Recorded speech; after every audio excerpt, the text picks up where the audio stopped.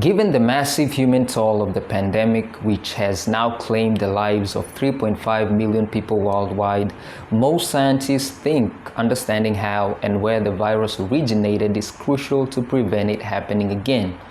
Well, that's a bit odd. For one, because the source has long been known by key members within the science community, over which there was a rift formed between those who blame the bats and those who fault the lab.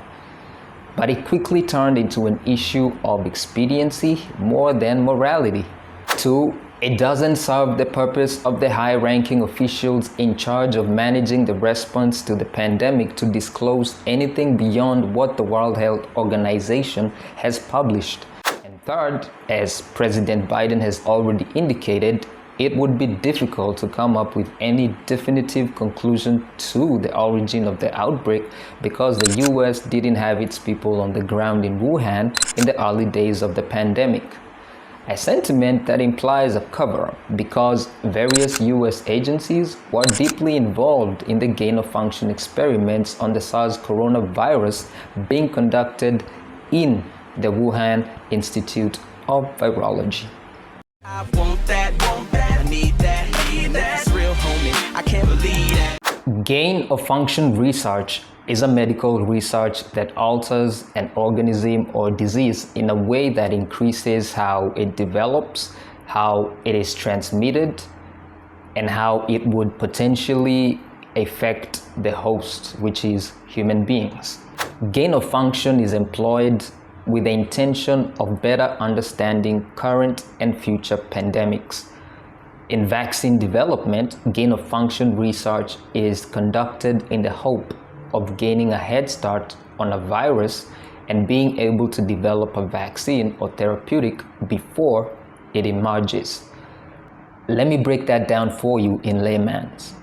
It is perfectly legal for science to create a new virus from an old virus, anticipating a future pandemic caused by a virus that is in their custody, and they will have a head start in developing the vaccine and take all the glory for it. Now, gain-of-function experiments by the Wuhan Institute of Virology have long been conducted on SARS virus since the 2002 outbreak. It's now reached North America and has already spread through half a dozen Asian countries. Shi Zhengli, a Chinese virologist and now director at the Wuhan Institute of Virology, was running point on this. And this is what resulted in a new mutation, SARS-CoV-2, the virus responsible for COVID-19. What's worse is that the US has been funding this through the US National Institute of Health and from a non-profit called EcoHealth Alliance, which received their funding from US Agency of International Development. Anthony Fauci was one of those who approved a $3.9 million grant for the same experiments back in 2004, according to Shi Zhengli. But then the unexpected happened. There was a breakout.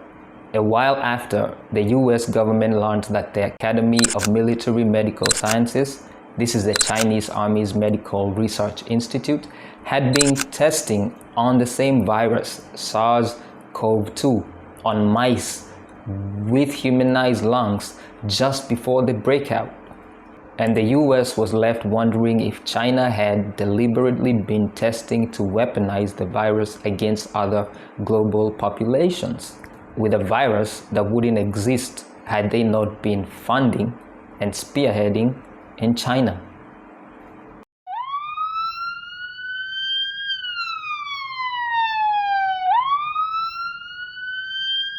As the pandemic took center stage and all lenses glared on Wuhan, the US intelligence bodies scrambled to get ahead of the story before the involvement in the Wuhan Institute of Virology SARS-CoV-2 research efforts were discovered.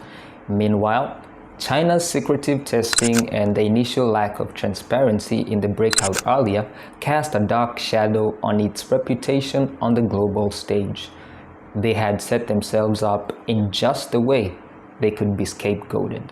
If China had acted in a timely manner in that 3-week window when something could have been done, 95% of the cases of COVID would never have happened, and we would not now be in the grip of a global pandemic. However, it was discussed in hushed tones in secret meetings that anything inherently suspicious and suggestive of biological warfare activity about the People's Liberation Army involvement at the Wuhan Institute of Virology, where a lot of US funding was going, or on other classified projects, was not to be made public. The president said yesterday that he has a high degree of confidence that the coronavirus originated in a lab in Wuhan, China, and yet his own intelligence agencies say they're still investigating. So does the president have information, and has he drawn a conclusion that the intelligence community has not yet? The idea that military involvement in classified virus research going mainstream was intrinsically problematic, since the US Army has been deeply involved in virus research in the United States for many years. The US is the only other world power that was carrying out gain-of-function testing on coronaviruses at the Department of Epidemiology at the University of North Carolina and Galveston National Lab in Texas, something China was acutely aware of. While all parties involved played ball, the then US President Trump didn't. He wasn't there when all these Sino-American deals were cut. It sounded like an Obama problem as far as he understood it. Not only did he put China on blast, but risked poking the dragon to expose ongoing American-funded research in Wuhan. And this led to his falling out with the science fraternity, the intelligence bodies, and the corporate media. I've been your host, Twips. The channel is Intrinsic Kenya. Thank you for sticking through till the end of this long episode. I appreciate that. If you haven't subscribed yet, please consider being part of the family, and do give the video a like. Do share it widely. It really helps for the algorithm to pick it up.